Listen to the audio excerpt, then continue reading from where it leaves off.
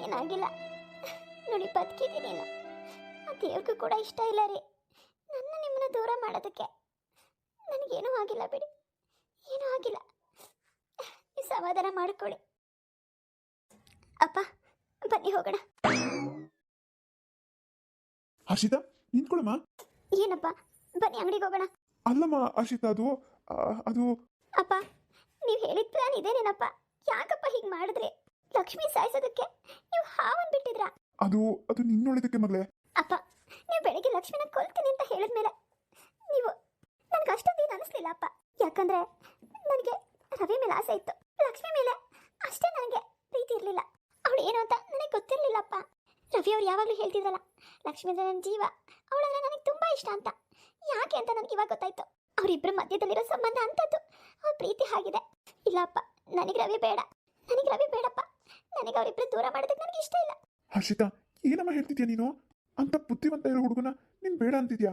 ಹಾಗಂತ ಅಪ್ಪ ಅವರಿಬ್ಬರನ್ನ ದೂರ ಮಾಡ್ಲಾ ನಾನು? ನೀವು ಇವಾಗ ತಾನೇ ನೋಡಿದ್ರಲ್ವಾ ಎಷ್ಟು ಪ್ರೀತಿ ಇದೆ ಅವ್ರ ಮಧ್ಯದಲ್ಲಿ. ಒಬ್ರನ್ನೊಬ್ರು ಬಿಟ್ಟು ಇರೋದೇ ಇಲ್ಲ. ಇಂಥವ್ರನ್ನ ದೂರ ಮಾಡುವಂತೀರಪ್ಪ? ನಿಜ, ನನಗೆ ಇಷ್ಟು ಪ್ರೀತಿ ಮಾಡೋ ಗಂಡನೇ ಬೇಕು. ಹಾಗಂತ ಇನ್ನೊಬ್ರು ಗಂಡನ ನಾನು ಕಿತ್ಕೊಳ್ಳಲ್ಲ ಅಪ್ಪ, ಕಿತ್ಕೊಳ್ಳಲ್ಲ. ಅಂತ ಪಾಪದ ಕೆಲಸನ ನಾನು ಮಾಡಕ್ ನನಗೆ ಇಷ್ಟ ಇಲ್ಲ. ಏನೋ ನೀವು ಹೇಳಿದ್ರಿ ಅಂತ ಆಸೆ ಪಟ್ಟೆ, ಆದ್ರೂ ನನಗೆ ಎಲ್ಲೋ ಒಂದ್ ಕಡೆ ಮನ್ಸು ಕೊರಗ್ತಾ ಇತ್ತು. ನನ್ನ ಮನಸ್ಸು ಬೇಡ ಬೇಡ ಅಂತಾನೆ ಇತ್ತು. ಆದ್ರೂ ನೀವು ಅವ್ನು ಹಾಗೆ ಹೀಗೆ ಅಂತ ಏನೇನೋ ಹೇಳಿದ್ರಿ. ಅಷ್ಟು ಟ್ಯಾಲೆಂಟ್ ಇರೋ ಹುಡುಗ ನನಗೆ ಬೇಕು ಅಂತಾನು ಅನ್ನಿಸ್ತು.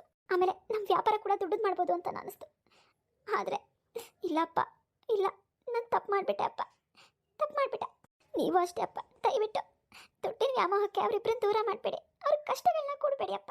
ನಾನು ಇವಾಗ ಬೇಡ ಅಂತ ಹೇಳ್ತಾ ಇದ್ದೀನಿ ಅಂತ ದಯವಿಟ್ಟು ರವಿನ ಮಾತ್ರ ಕೆಲಸದಿಂದ ತೆಗಿಬಿಡಿ. ಅವ್ರಿಗೆ ಏನು ಕಷ್ಟ ಆಗಬಾರ್ದಪ್ಪ. ದಯವಿಟ್ಟು ಬಾಡಿಗೆ ಕೂಡ ಇಸ್ಕೊಂಡಿಲ್ಲ ಆದರೂ ತುಂಬ ಒಳ್ಳೇದಾಗುತ್ತೆ ಅವರಿಗೆ. ಪ್ಲೀಸ್ ಅಪ್ಪ, ಪ್ಲೀಸ್, ಇದೊಂದು ಉಪಕಾರ ಮಾಡ್ತೀರಾ? ಮಗಳೇ, ನೀನೇ ಹಿಂಗೆ ಹೇಳಿದ್ಮೇಲೆ ನಂದು ಇನ್ನೇನಿದೆಯಮ್ಮ.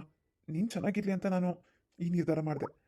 ನನಗೆ ಇವಾಗ ಅನಿಸ್ತಾ ಇದೆ, ನಾವು ಇನ್ನೊಬ್ರಿಗೆ ಕೆಟ್ಟದ್ದು ಬಯಸಿದ್ರೆ ಆ ದೇವರೊಬ್ಬ ಇರ್ತಾನಲ್ಲ ಮೇಲೆ, ಆ ಪಾಪ ನಮಗೆ ಸುತ್ತಕೊಳುತ್ತೆ ಅನ್ನೋದಕ್ಕೆ ಇದೇ ಸಾಕ್ಷಿ. ನಾನು ಅವ್ನ ಹೆಂಡತಿಗೆ ಹಾವು ಕಚ್ಚಲಿ ಅಂತ ಹಾವನ್ನು ಬಿಡಿಸ್ದೆ, ಆದರೆ ಆ ಹಾವು ನನ್ನ ಮಗಳಿಗೆ ಕಚ್ಚಿಬಿಡ್ತು. ಇದರಲ್ಲೇ ನಾನು ಅರ್ಥ ಮಾಡ್ಕೊತಾ ಇದ್ದೀನಿ. ಇನ್ಮೇಲೆ ಅವ್ರಿಗೆ ಅಲ್ಲ, ಯಾರಿಗೂ ಕೂಡ ನಾನು ಕೆಟ್ಟದ್ದು ಬಯಸೋದಿಲ್ಲ ಮಗಳೇ. ನಿನ್ನ ಜೀವನ ಚೆನ್ನಾಗಿರಬೇಕು.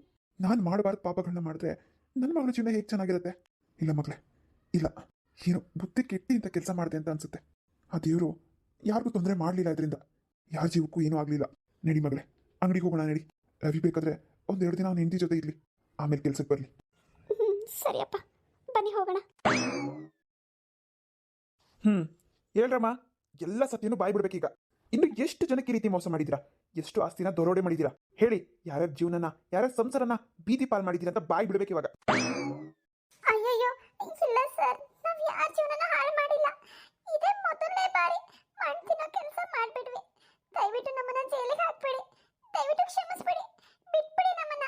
ಎಲ್ಲಾದ್ರೂ ಹೋಗಿ ಬದುಕೋತೀವಿ, ಇನ್ಯಾವತ್ತೂ ಇವ್ರ ಸಹವಾಸಕ್ಕೆ ಬರಲ್ಲ, ಬೇರೆ ಯಾರ ಸಹವಾಸಕ್ಕೂ ಬರೋದಿಲ್ಲ. ಹೇಗೋ ಭಿಕ್ಷಣ ಬೇಡ್ಕೊಂಡು ಏನೋ ಒಂದು ಕೆಲಸ ಮಾಡ್ಕೊಂಡು ಇದ್ಬಿಡ್ತೀವಿ ಸರ್, ಬಿಟ್ಬಿಡಿ ನಮ್ಮನ್ನ. ಓಹೋ, ಇವಾಗ ಬುದ್ಧಿ ಬಂತ ನಿಮಗೆ? ಅಲ್ಲ, ಇನ್ನೊಬ್ರನ್ನ ಅಯ್ಯೋ ಅನ್ಸ್ಬೇಕಾದ್ರೆ, ಇನ್ನೊಬ್ರಿಗೆ ಮೋಸ ಮಾಡಬೇಕಾದ್ರೆ ಇದೆಲ್ಲ ನಿಮಗೆ ನೆನಪಾಗಿಲ್ವೇನಮ್ಮ? ಅವ್ರು ಎಷ್ಟೆಲ್ಲ ಕಷ್ಟಪಟ್ಟಿರ್ಬೋದು ಇಷ್ಟು ದಿನ. ಅಷ್ಟು ಕಷ್ಟಪಟ್ಟು ಆಸ್ತಿ ಸಂಪಾದನೆ ಮಾಡಿರೋರು ಒಂದೇ ಸತಿ ಯಾರೋ ಬಂದು ಕಿತ್ಕೊಂಡ್ಬಿಟ್ರು ಅಂದ್ರೆ ಹೆಂಗಾಗಿರ್ಬೇಕು ಹೇಳು? ಇದನ್ನ ನಾವು ಇಷ್ಟಕ್ಕೆ ಬಿಟ್ಬಿಟ್ರೆ, ಅಯ್ಯೋ ಬಿಡು, ಪೊಲೀಸರು ಅಂದ್ರೆ ಅಷ್ಟೇನೆ, ದುಡ್ಡೋ ಇಸ್ಕೊಂಡಿರ್ತಾರೆ, ಬಿಟ್ಟಿರ್ತಾರೆ. ಈ ರೀತಿ ಜನಗಳು ಮಾತಾಡಕ್ಕೆ ಶುರು ಮಾಡ್ಬಿಡ್ತಾರೆ. ಪೊಲೀಸರ ಮೇಲಿರೋ ಗೌರವ ನಂಬಿಕೆನೇ ಹೊರಟೋಗುತ್ತಮ್ಮ. ಪೊಲೀಸ್ ಅಂದ್ರೆ ನಂಬಿಕೆ, ಧೈರ್ಯ. ಏನೇ ಕಷ್ಟ ಬರಲಿ ನಮಗೆ ರಕ್ಷಣೆಗಾಗಿ ನಿಂತ್ಕೋತಾರೆ ಪೊಲೀಸರು ಅಂತ ಜನಗಳು ನಂಬಿರ್ತಾರೆ. ನಾವೇ ಇವಾಗ ನಿಮ್ಮನ್ನ ಅಷ್ಟು ದೊಡ್ಡ ತಪ್ಪು ಮಾಡಿದ್ರು ಬಿಟ್ಟು ಕಳಿಸ್ಬಿಟ್ರೆ ಅದು ನಿಜ ಆಗೋಗ್ಬಿಡುತ್ತೆ. ಏನ್ ಹೇಳಿ? ಪೊಲೀಸರಾದ್ರೆ ಲಂಚ ತಿನ್ನೋರು ಅಂತ. ಅದು ನನ್ನ ಜೀವನದಲ್ಲಿ ಸಾಧ್ಯನೇ ಇಲ್ಲ. ಸರ್, ಏನೋ ಸರ್, ಗೊತ್ತಿಲ್ಲದೆ ತಪ್ಪು ಮಾಡ್ಬಿಟ್ಟಿದೀವಿ. ಹೌದು ಸರ್, ಗೊತ್ತಿಲ್ಲದೆ ತಪ್ಪು ಮಾಡ್ಬಿಟ್ಟಿದೀವಿ. ಇವಾಗ ಬಿಟ್ಬಿಡಿ ನಮ್ಮನ್ನ. ನಿಮಗೆ ಬೇಕಾದ್ರೆ ಅವರಿಗೆ ಅವ್ರ ಆಸ್ತಿ ಎಲ್ಲ ಕೊಟ್ಬಿಡ್ತೀವಿ ಸರ್, ಬಿಟ್ಬಿಡಿ. ಹಾ, ಆಸ್ತಿನ ಕೊಡ್ಲೇಬೇಕು. ತಗೊಳ್ಳಿ, ಈ ಪೇಪರ್ಸ್ಗೆಲ್ಲ ಸೈನ್ ಮಾಡಿ. ರವಿ ಅವ್ರ ಹತ್ರ ಯಾವ್ಯಾವ ಆಸ್ತಿಗಳೆಲ್ಲ ಬರ್ಸ್ಕೊಂಡಿದ್ರೋ ಅದೆಲ್ಲ ಪೇಪರ್ಸ್ ಇದು. ಬನ್ನಿ, ಸೈನ್ ಮಾಡಿ ಬನ್ನಿ. ಹಾ ಸರ್, ಮಾಡ್ತೀನಿ. ತಗೊಳ್ಳಿ ಸರ್, ಎಲ್ಲದಕ್ಕೂ ಸೈನ್ ಮಾಡಿದ್ದೀನಿ. ಇವಾಗಾದ್ರೂ ಬಿಟ್ಬಿಡಿ ಸರ್. ನಾನು ಯಾವಾಗಮ್ಮ ಹೇಳಿದೆ ನಿಮಗೆ ಸೈನ್ ಮಾಡಿದ್ರೆ ಬಿಟ್ಬಿಡ್ತೀನಿ ಅಂತ? ಅದು ಹೆಂಗೆ ಅನ್ಕೊಂಡ್ಬಿಡ್ತೀರಾ ನೀವು? ತಪ್ಪು ಮಾಡಿದ್ಮೇಲೆ ಶಿಕ್ಷೆ ಅನುಭವಿಸಲೇಬೇಕು. ರೀ ಕಾನ್ಸ್ಟೇಬಲ್, ರವಿ ಅವ್ರ ಫ್ಯಾಮಿಲಿ ಫೋಟೋ ಎಲ್ಲ ನ್ಯೂಸ್ ಪೇಪರಲ್ಲಿ ಹಾಕ್ಸಿದ್ದೀರಾ ತಾನೆ? ಹಾಗೆ ಅವ್ರ ತಂಗಿಗೆ ಇನ್ಫಾರ್ಮ್ ಮಾಡಿದ್ದೀರಾ ಕಳ್ಳಿಯರು ಸಿಕ್ಕಿದ್ದಾರೆ ಅಂತ? ಹಾಂ ಸರ್, ಇನ್ಫಾರ್ಮ್ ಮಾಡಿದ್ದೀನಿ, ಫೋಟೋ ಕೂಡ ಹಾಕ್ಸಿದ್ದೀನಿ. ಇನ್ನೇನು ಅವ್ರ ತಂಗಿ ಬರಬಹುದು, ಈಗಲೇ ಹೊರಟು ಬರ್ತಾ ಇದ್ದೀವಿ ಅಂತ 1 ಅವರ್ ಮುಂಚೆ ಹೇಳಿದ್ರು. ಇನ್ನೇನು ಬರ್ಬೋದು ಅನ್ಸುತ್ತೆ ಸರ್. ಹಾಂ, ಬರಲಿ. ಇವ್ರನ್ನ ಯಾವುದೇ ಕಾರಣಕ್ಕೂ ಹೊರಗೆ ತಪ್ಪಿಸ್ಕೊಳ್ಳೇಬಾರ್ದು ಇವರು.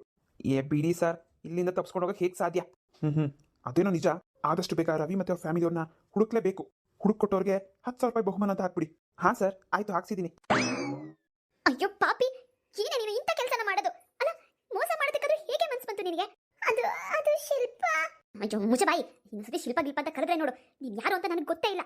ಏನೋ ನಮ್ಮ ಅತ್ತೆ ಮಗಳು ಅಂತ ನಮ್ಮ ಅಣ್ಣ ಸಹಾಯ ಮಾಡಿದಕ್ಕೆ ಇಂಥ ಮೋಸನೇನೆ ಮಾಡೋದು ನೀನು? ನಮ್ಮ ಅಣ್ಣ ಏನಾದ್ರು ಹೆಚ್ಚು ಕಮ್ಮಿ ಆಗಿರ್ಲಿ, ನಮ್ಮ ಮನೆಯವ್ರಿಗೆ ಏನಾದ್ರು ಹೆಚ್ಚು ಕಮ್ಮಿ ಆಗಲಿ, ನಿನಗೆ ಮಾಡ್ತೀನಿ ಕಣೆ. ನಿನ್ನಂತೂ ಸುಮ್ಮನೆ ಬಿಡೋದಿಲ್ಲ. ನಾನು ನಿನ್ನ ಕೊಂದುಬಿಟ್ಟು ಇದೇ ಜೈಲಿಗೆ ಬಂದು ಸೇರ್ಕೊತೀನಿ, ನೋಡ್ತಿರೋ. ಶಿಲ್ಪ ಅವರೇ, ಸಮಾಧಾನ ಮಾಡ್ಕೊಳ್ಳಿ. ಏನ್ ಸರ್ ಸಮಾಧಾನ ಮಾಡ್ಕೊಳ್ಳೋದು? ನನಗಂತೂ ಎಷ್ಟು ಕುದಿತಾ ಇದೆ ಗೊತ್ತಾ ಒಳಗಡೆ. ನಮ್ಮವರು ಅಂತ ಸಹಾಯ ಮಾಡಿದ್ರೆ ಈ ರೀತಿ ನಂಬಿಕೆ ದ್ರೋಹನ ಮಾಡೋದು? ಪಾಪ ನಮ್ಮಣ್ಣ, ನಮ್ಮ ಅಪ್ಪ ಅಮ್ಮ ವಯಸ್ಸಾಗಿರೋರು ಎಲ್ಲ ಕಷ್ಟಪಡ್ತಿದ್ದಾರೋ ಏನೋ ಇದುವರೆಗೂ ಗೊತ್ತಾಗಿಲ್ಲ. ಹಿಂಗಂತ ಒಂದೇ ಒಂದು ಸುಳಿ ನನಗೆ ಸಿಕ್ಕಿದ್ರು ಹೊರಗಡೆ ಹೋಗಕ್ ಬಿಡ್ತಿರ್ಲಿಲ್ಲ ಸರ್. ನಮ್ಮನೆಗೆ ಕರ್ಕೊಂಡು ಹೋಗ್ಬಿಡ್ತಿದ್ದೆ ನಾನು. ಸರ್, ಈ ಪಾಪಿಗಳಂತೂ ಯಾವತ್ತೂ ಜೈಲಿಂದ ಹೊರಗಡೆ ಬರಬಾರ್ದು. ಹಾಗೆ ನೋಡ್ಕೊಳ್ಳಿ ಸರ್, ಹಾಗೆ ನೋಡ್ಕೊಳ್ಳಿ. ನಾವು ಅದೇ ಪ್ರಯತ್ನದಲ್ಲಿದ್ದೀವಿ. ಅವ್ರಿಗೆ ಶಿಕ್ಷೆ ಆಗಲೇಬೇಕು. ಏನು ಯೋಚನೆ ಮಾಡಬೇಡಿ. ಪೇಪರ್ ಎಲ್ಲ ಕೊಟ್ಟಿದ್ದೀವಿ, ಆದಷ್ಟು ಬೇಗ ಸಿಗ್ತಾರೆ. ಸಿಕ್ಕಿದ ತಕ್ಷಣ ನಿಮ್ಗೆ ಇನ್ಫಾರ್ಮ್ ಮಾಡ್ತೀವಿ. ತುಂಬಾ ಥ್ಯಾಂಕ್ಸ್ ಸರ್, ಇವ್ರನ್ನ ಹಿಡಿದಿದ್ದಕ್ಕೆ. ಸಿಕ್ಕಿದ ತಕ್ಷಣ ನಮ್ಗೆ ಇನ್ಫಾರ್ಮ್ ಮಾಡಿ. ಆಯ್ತು ಚಿಕ್ಕಣ್ಣವ್ರೆ, ನೀವೇನು ಯೋಚನೆ ಮಾಡಬೇಡಿ. ಇವತ್ತೆಲ್ಲ ನಾಳೆ ಸಿಗ್ತಾರೆ. ಒಂದು 2-3 ದಿನದಲ್ಲಿ ಸಿಗ್ತಾರೆ ನೋಡಿ. ಸರಿ ಸರ್, ನಾವಿನ್ ಬರ್ತೀವಿ. ಸರ್, ಇವ್ರನ್ನ ಮಾತ್ರ ಬಿಡ್ಬೇಡಿ ಸರ್, ಇವ್ರಿಗೆ ತಕ್ಕ ಶಿಕ್ಷೆ ಆಗ್ಲೇಬೇಕು. ಆಯ್ತಮ್ಮ, ಆಯ್ತು, ನಾವು ಶಿಕ್ಷೆ ಕೊಡಿಸ್ತೀವಿ. ಆಯ್ತು, ನೀವು ಹೋಗಿ ಬನ್ನಿ.